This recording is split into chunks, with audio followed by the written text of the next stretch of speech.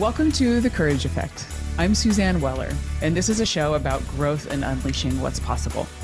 You will hear inspiring stories about what courage looks like, how we navigate what's getting in our way, and the opportunities that surface when we choose courage over comfort. Let's get started. My guest today is Sharon Gillenwater. I invited Sharon to be on the show because she is not only a successful, funny, entertaining, and inspiring human, but she is a big champion of challenging conventional wisdom. She really comes from the outsider perspective and not only about coming from it and championing it, but realizing what power it has, what you're able to do when you actually go against conventional wisdom, when you challenge what's been established, and not just for the sake of rejecting it, but to really and truly look into why do we think these things? Why do we just continue to perpetuate them? And she's doing this in business environments where she's creating companies that are pushing envelopes in new and unexpected ways. It's really refreshing to hear her do it from a human place. She is building companies and building a tech company that is working towards sustaining people instead of just perpetuating grind culture. She is a 4-time founder. Her current company that she is building is ExecutiveIQ. It's an AI-powered B2B executive intelligence platform. And she previously co-founded and bootstrapped Boardroom Insiders, which she sold in 2022. She's also the author of Scaling with Soul, How I Built and Sold a $25 million tech company without being an asshole, which is such a great read. She documents her journey of founding these companies and going through selling them. And she talks in a very transparent and raw voice. She champions bootstrapped and seed-strapped entrepreneurs building distribution from day one and always thinking bigger and what's possible and not being afraid to dive in, but also knowing how you can best support your teams at the same time. Her ethos is purpose meets profit and fortune favors the bold. She is definitely bold. She is fun. And she is incredibly smart. I really respect how transparent she has been in all of her socials about who she is, first and foremost, and her opinions on things, and coming to terms with being open about maybe sometimes more than her partners are even comfortable with. Really being transparent about numbers and about what she's using AI to build and how she's done it. This is a conversation that is definitely business focused. And if you're an entrepreneur or a founder, you will undoubtedly want to be listening to this, but also to be listening from the human aspect, to see that we can innovate in business, but we don't have to do it at the expense of ourselves and those around us. Enjoy the conversation. Sharon, I am really thrilled to have you here as a friend and as a guest. Welcome to The Courage Effect. Thank you. I was so excited for this conversation for so many reasons, because as I had invited you to be on the show, I realized that it had been a year since we first met in New Jersey, in Lambertville. Well, no, technically in New Hope, Pennsylvania, across the river from Lambertville. But one of the things that just struck me from the night that I first met you and all of the various experiences that we've had together over the past year is how true you are to yourself and how many turns and twists and just craziness and roadblocks and things that came across your path even before I met you, but then particularly over the past year. So I'd love to start off this conversation by talking about where you are right now, because you are a founder, fourth time founder now? Yes? Yes, fourth time. Fourth time. And so your company, ExecutiveIQ, I'd love for you to talk about that platform as we go into this conversation so the audience knows who you are and what you're currently up to.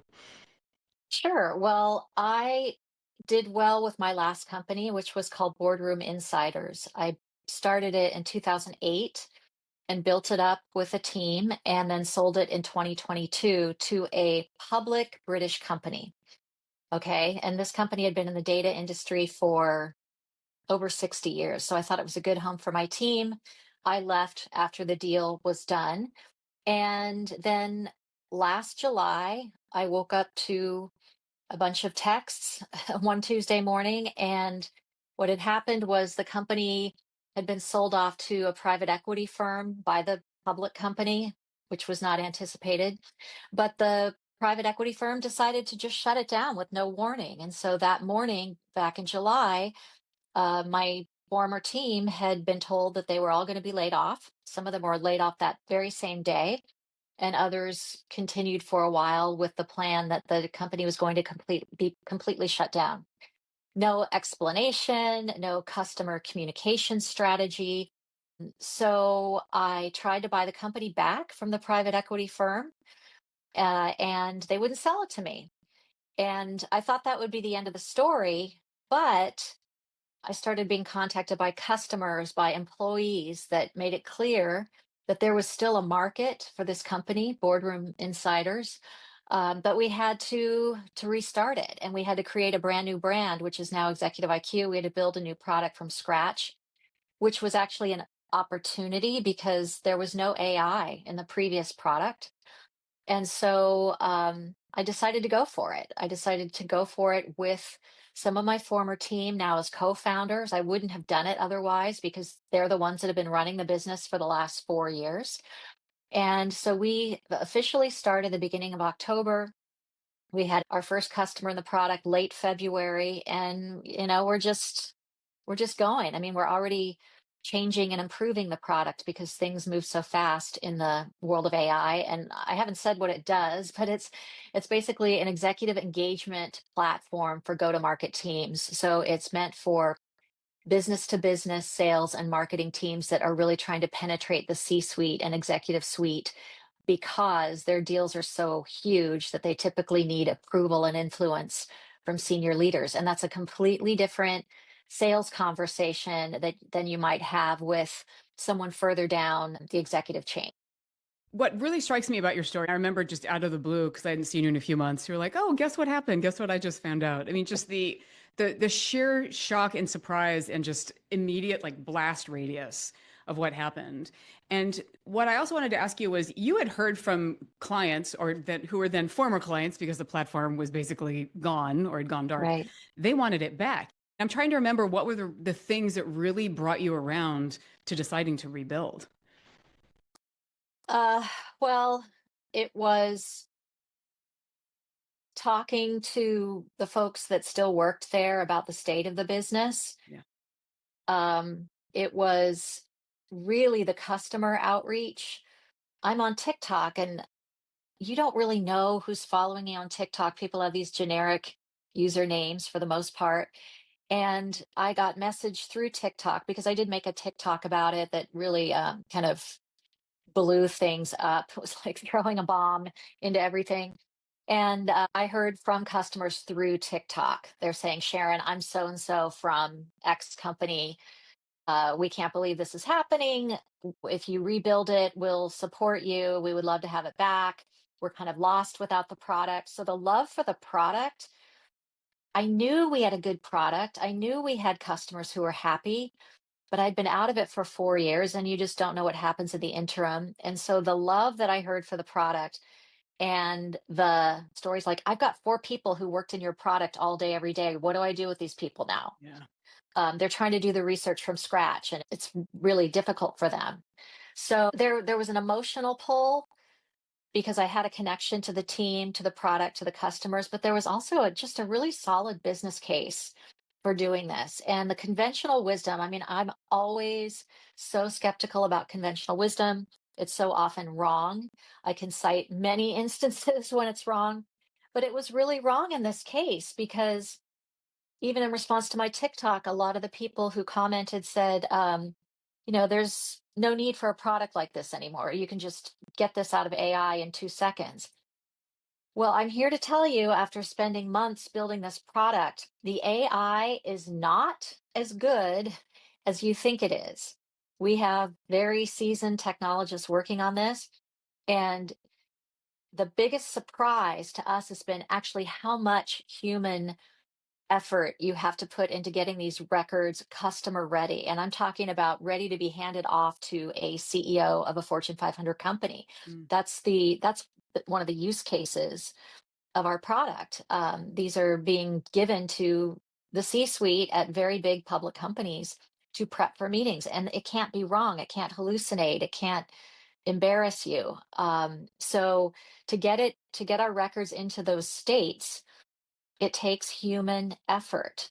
And so that conventional wisdom was just completely wrong. And I had a very influential person in the industry who actually told me that she thought there wasn't room for the product anymore. Not a customer, but Mm. actually someone who was kind of turning out to be a quasi competitor.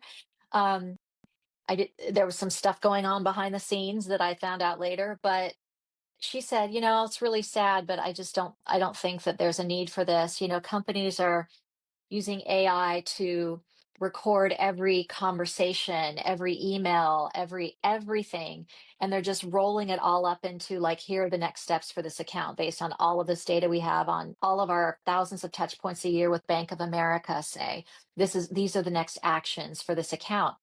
But even if you think about it, it's not capturing a conversation on the golf course. It's not capturing a cell phone conversation between two C-suite executives or SVPs or what have you. And that's where a lot of this stuff really gets pushed across the finish line. You know that. I know that. And so I'm glad I didn't listen. And I'm glad I listened to my team, particularly the sales lead, who's like, Sharon, I'm still closing deals. I'm still sending out proposals. People want this. So that's where we are. It's a lot harder than you think it's going to be always, but I'm having fun, having a lot of fun. And it's been like warp speed. I mean, we've accomplished in 6 or 7 months what it took me 5 years to accomplish last time. Wow, that's amazing. That's just remarkable. What also blew me away was that when you were going through this and when you were building it from the beginning, you were so incredibly transparent about how you were using AI, what you were bringing in, the data points that were really influencing it. I'm curious for you, any regrets on that front or anything that you would have done differently? No, that doesn't mean there wasn't blowback and Sure. repercussions. There were for sure. In fact, and this is probably another level of transparency that I'll be criticized for, but even people in my corner, so to speak, I have advisors, I have a team, I have an angel investor.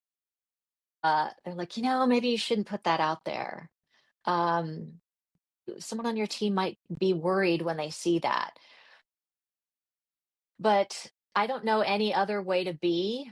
And people who might see a bit of information and be concerned,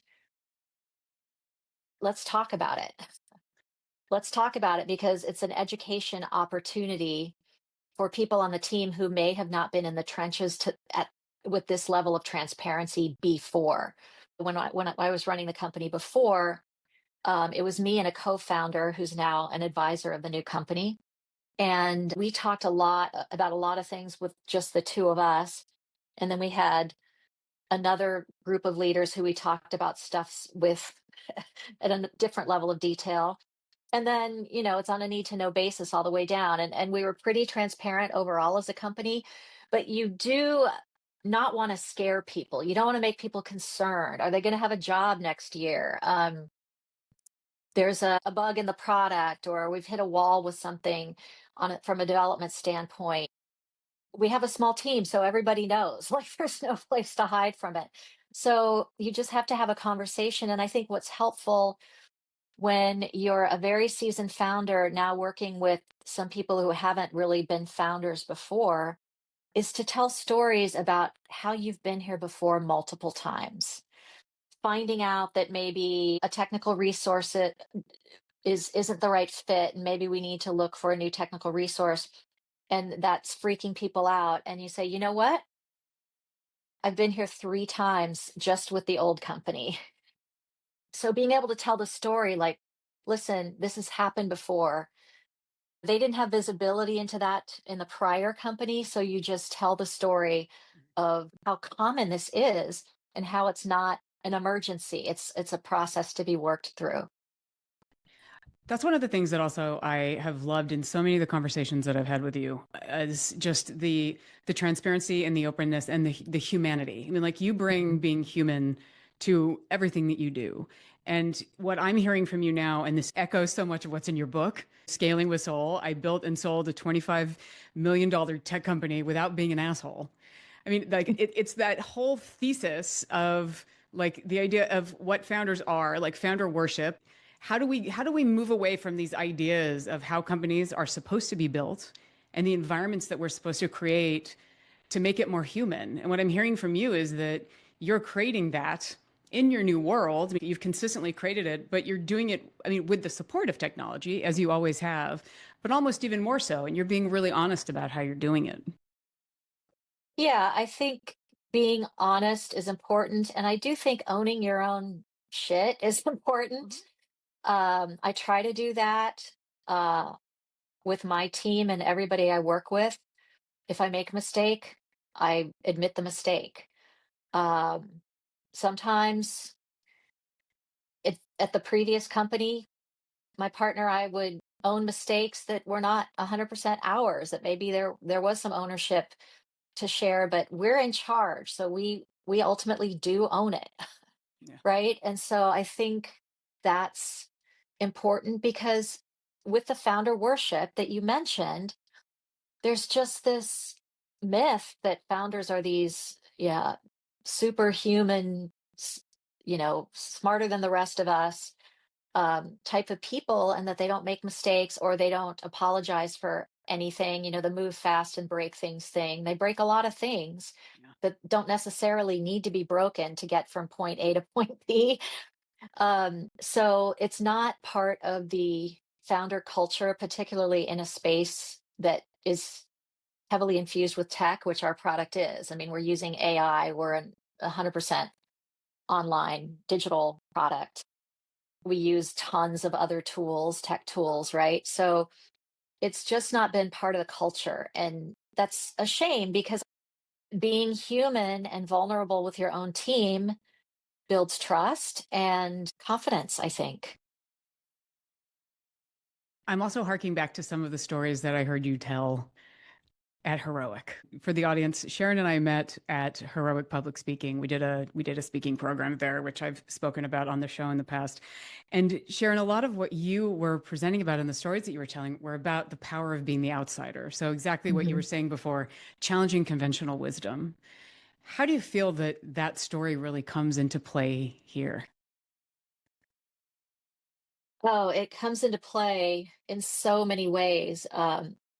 There's a David and Goliath aspect to it. You know, um, we compete with much bigger public companies or even companies that have huge amounts of venture capital.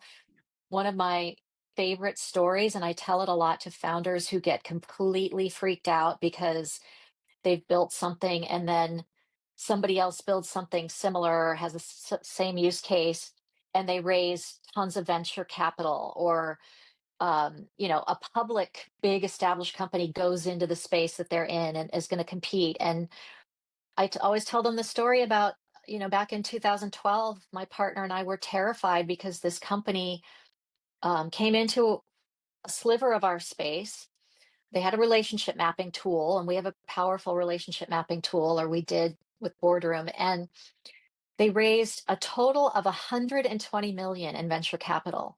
I mean, by 2012 standards, it doesn't sound maybe like a lot now, but that was huge, like mind blowing. And because of the amount of money that they were raising, and they did a lot of like sexy interface stuff, sexy UX, but it wasn't really a good product.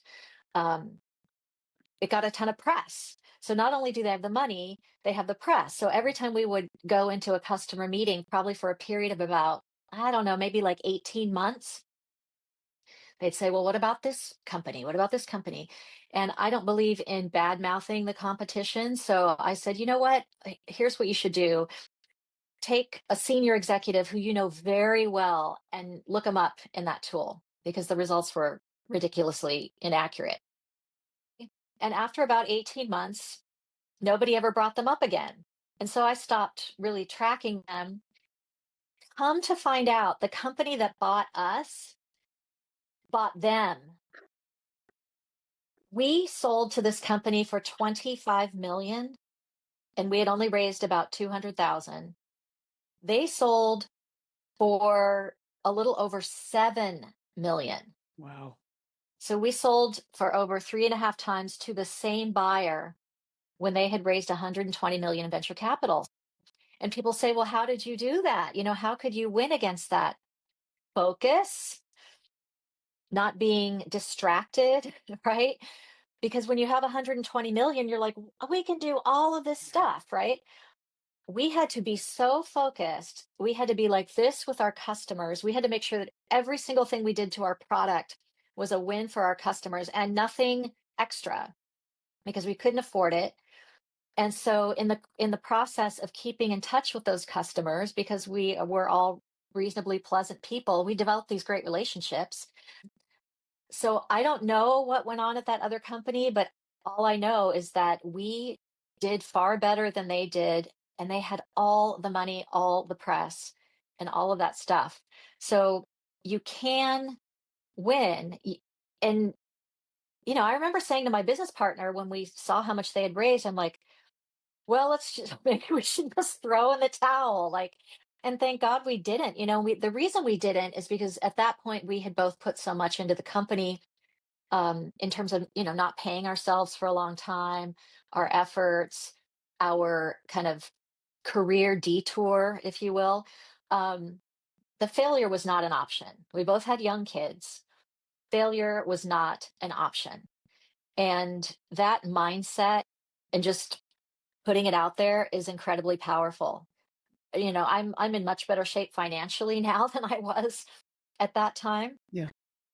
But I still have that attitude just because it's just how I'm wired. It's like I want to win. Like even though the consequences of failing this time around it wouldn't be that consequential for me necessarily. Failure is not an option in my mind. And my team and I, we talk about that all the time. Failure is not an option. And it's even more heightened this time around because we have so much more in our toolkit. We have these Yeah. customer relationships that were longstanding. We know what works and what doesn't. We know what customers really valued in our old product versus not. Yeah, it's a mindset. Yeah. Mindset is very powerful, and scarcity of resources also forces you to make choices and stay very focused. Such an important point. And that is one of the things that I know that I struggle with, having my own business and just the things that just because I love doing something doesn't necessarily mean that it's also the best thing or that it makes the most sense for me to be doing it. So it's that balance of how do I continue to have a business that is successful while I am still taking care of myself, while I am still enjoying the work and supporting others to do the same that are on your team. And I want to actually quote you. I want to quote you from your most recent Substack post because Sharon, I love you on Substack. I know you haven't been publishing as much there. I also loved you on LinkedIn. I mean, your stories are great. And for everybody listening, we'll include these links in the show notes. But let me quote you, Sharon, and I'd love to talk about this a little bit. We've onboarded 3 enterprise customers with multiple users each, and I am moving heaven and earth to make sure those customers are happy and getting everything they need. We're not at the headcount where I can hand everything off. And honestly, I don't want to. Doing the work myself means I feel every little friction point in our product. I know exactly what's slowing my team and my customers down, exactly what to prioritize next with our developers, and exactly how to make our small team more productive. You can't outsource that kind of clarity, especially not this early. That resonated so deeply for me for exactly what I was just saying before. But as you hear me read that right now, how does it hit you? How does it land for you? Honestly, I'm like, wow, that woman really knows what she's talking about. Brava. I mean, honestly, I am moving so fast these days. There's so much to do that Yeah. of course, I remember writing that, but I had kind of forgotten what was in there. And it's absolutely true because you have to really stand up to the conventional wisdom. That's an ongoing theme for me. And also the recognition that the whole founder worship, those are a different set of founders. Yeah. Those represent the 1%, maybe even less, the sliver that raises venture, builds real teams really big, goes public, or whatever they do. A different set of expectations, but the conventional wisdom in that world is completely different because of the mandate to scale so quickly, the imperative to scale so quickly. And that's probably why a lot of things get broken because it's very difficult to do. But I just wonder if someone like me who believes in a more sustainable level of growth and scalability, still fast, but more sustainable, if you had the kind of resources that they have, but did it closer to my way, what kind of result you would end up with? I mean, I know the investors wouldn't be happy with it, but in terms of creating a valuable, viable business, I wonder what that would look like. Because as a founder, you make a lot of decisions. And if you don't have your finger on the pulse of what customers are seeing, doing, feeling, thinking about your product, how do you make a good decision? Yeah. You I don't. think all of us, whether you're in tech or not, we are all using these apps all day long. We're using LinkedIn, we're using, TikTok or things you pay your bills on, or banking apps. I feel like the level of frustration is at a fever pitch right now, just with people with technology, because especially with certain companies having just a monopoly on whatever it is, LinkedIn, like there's really no competition Yeah. there. Like if you're looking for a new job, you kind of have to be on LinkedIn. Yeah. Um, and so as a result, there are just certain features that feel like they haven't been touched or improved in a very long time. And there's a lot of friction in the product. Same with, what used to be a Google search. It just doesn't feel like it's gotten better with I do like Gemini, but if I search for anything for my home, I get 4 pages of ads, right? Yeah. And it's sponsored results. And you click through, they don't even have the thing in that store that you're looking for. It's just that everything that's you're looking for your Home home, you're good going to or get whatever. West Elm Yeah. and you're going to get Wayfair and you get the same stuff. And to the point where when I remodeled my home, I just couldn't find the things that I was looking for. So I worked with a designer, and she would send me all this great stuff that was exactly what I wanted. And I'm like, "Where are you finding this?" And she said, "Well, this is what I do for a living." So she's an expert. So Google just selling out their search to the highest bidder, and that's okay because they basically own the market. So they Yeah. don't need to really improve it for the consumer. I mean, I think we all feel that in different places. And I think people are frustrated by it. And so, what I say is not going to change anything that Google or LinkedIn is doing, but my customer can come to me and say, "Hey, have you ever thought of this or that? I'm having trouble doing this little thing." And as founders, we can decide to make that change for our customer. Now, as we grow, we may not be able to always do that, but we will never stop listening to customers. And this is the most critical piece when you're trying to get your early champions on board. And I mean, honestly, our product now has a lot of issues. It's an MVP. It's It's not a to baby. where, I mean, we have a huge vision for this product that goes way beyond what the Boardroom Insiders was, and it's all enabled because of AI. We can do more. Um, and it's frustrating to be in that point where it's like, oh my gosh, when we get here, it's going to be amazing. So, what you have to do is your early champions, get them to come along on that journey with you, even though Yeah. it's a little bit clunky at the moment, or the data set isn't as big as any of us would like it to be. And in order to do that, you have to have those relationships and see those things firsthand yourself. I just saw something else this morning where it's like, that that's not optimized. Like it should be like this way. So I opened up a Google slide and I took screenshots and I made red circles and I said, this needs to be over here. And a lot of people think that's not what a CEO should be spending their time doing. but it's worked for me. I don't need to build a unicorn. I just want to build something that delivers value to both its customers and the people who are creating it. Yeah, and what I'm also hearing is that just because you're doing that now doesn't mean that you'll be doing that forever in the future. It's a matter of there's certain things that you think really need more attention now than maybe later on. And you'll come to terms with that as it evolves and as you help evolve the Yeah. product. No, that's exactly right. And the in the last company, I didn't pass off all of my responsibilities until about 2 years before we sold. Yeah. Um, we created a leadership team in the last year, and we had an initiative that was called "If Lee and Sharon Get Hit by a Bus," which was Lee was my co-founder, and the initiative itself was that Lee and I would pass everything down to that next level of leaders, including budgeting. And we had been doing it gradually for a while. We had a product leader who, we weren't monkeying around in the product anymore. He was doing that. We had a editorial leader, so I was completely hands off editorial, but we were making the budgets still.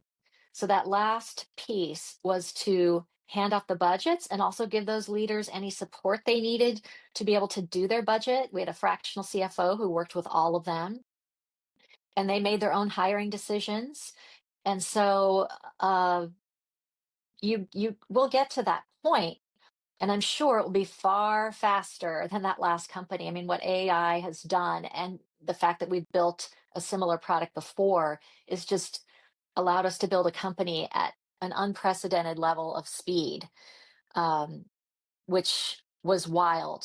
I mean, I couldn't open a bank account because we didn't have a name yet, but we were starting to build the product already. So I had to pay the people building the product. So I had to pay them out of my personal account while I search for domains and Oh my gosh. trademarks to figure out, okay, what is our company name going to be so I can get a bank account and an EIN, right? You need an Yeah. EIN to get a bank account. So all of that happened in the space of about a month.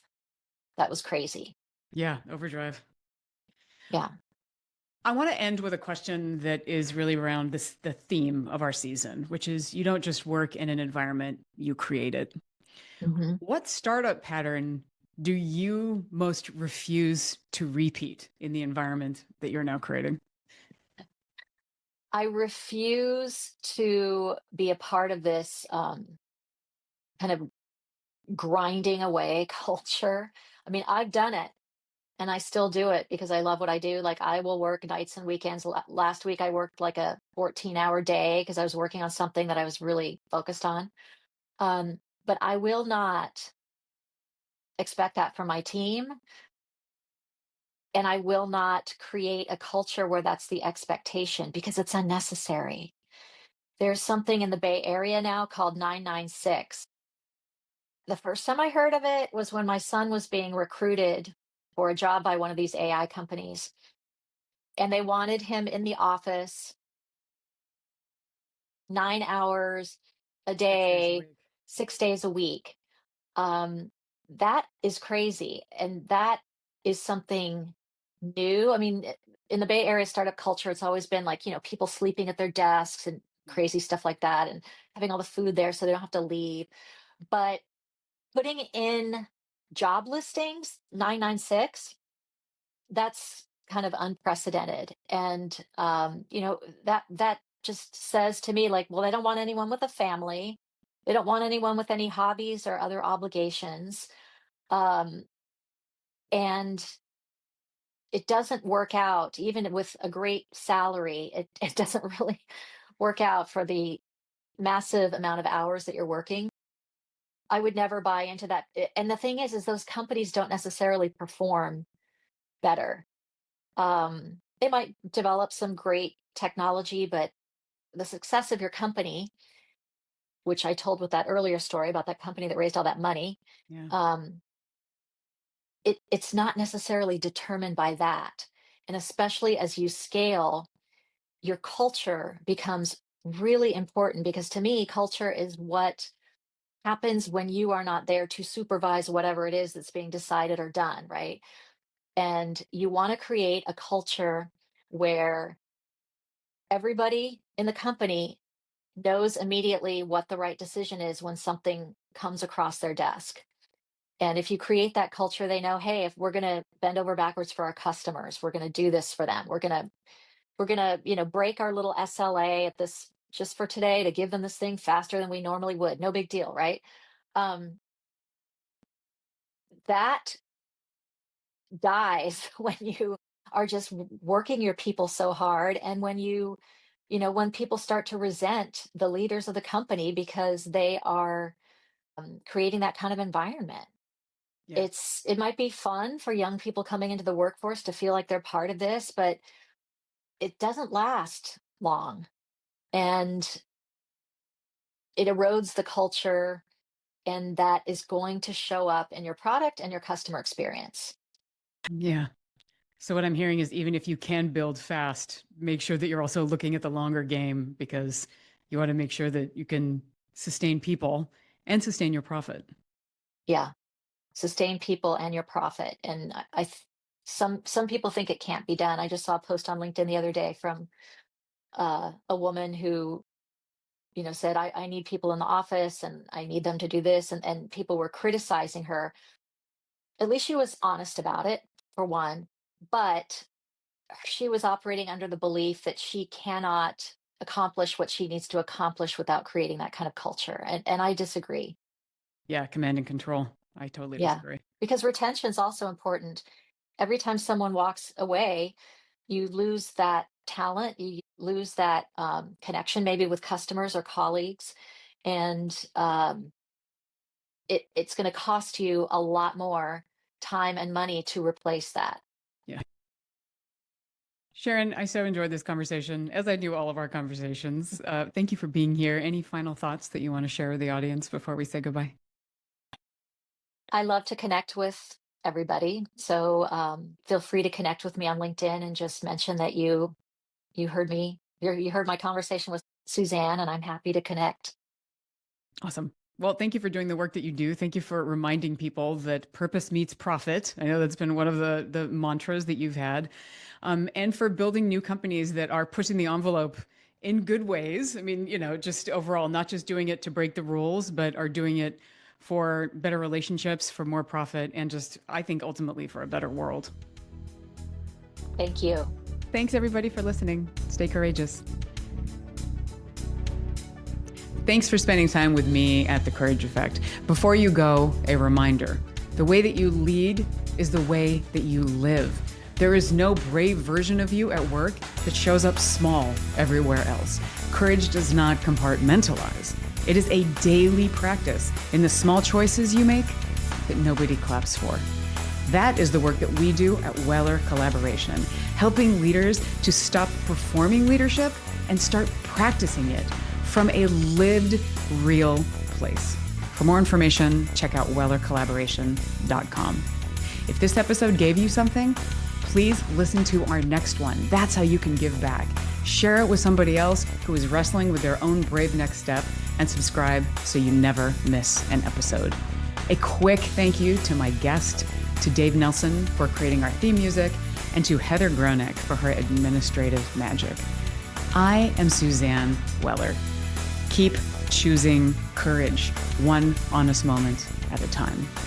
I'll see you for our next show.